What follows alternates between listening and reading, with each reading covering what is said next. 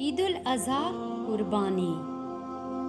کہہ دے کہ میری نماز میری قربانی، میرا جینا اور میرا مرنا اللہ کے لیے ہے جو سارے جہانوں کا رب ہے۔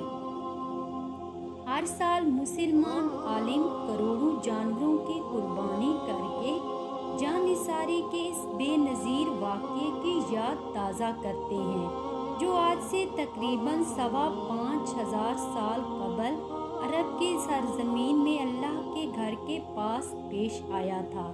کیسا رقت انگیز اور ایمان افروز ہوگا وہ منظر جب ایک بوڑھے اور شفیق باپ نے اپنے نوخیز لخت جگر سے کہا، اے پیارے بیٹے، میں نے خواب میں دیکھا کہ میں تجھے ذبح کر رہا ہوں، بتا تیری کیا رائے ہے؟ اور لائق فرزند نے کہا، ابا جان، آپ کو جو حکم دیا جا رہا ہے اسے کر ڈالیے، آپ انشاءاللہ مجھے صابروں میں سے پائیں گے۔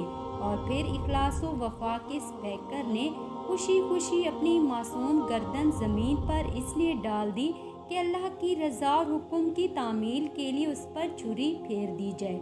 ایک ضعیف اور رحم دل باپ نے اپنے محبوب لخت جگر کے سینے پر گھٹنا ٹیک کر اس کی معصوم گردن پر اس لیے چھری پھیر دینے کا ارادہ کر لیا کہ اس کے رب کی مرضی اور حکم یہی ہے۔ یہ فیضان نظر تھا یا کہ مکتب کی کرامات تھی؟ سکھائے کس نے اسماعیل کو ادب فرزندی؟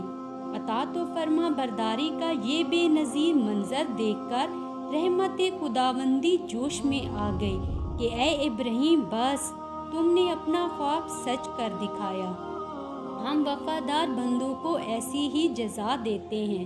یقیناً یہ کھلی آزمائش تھی۔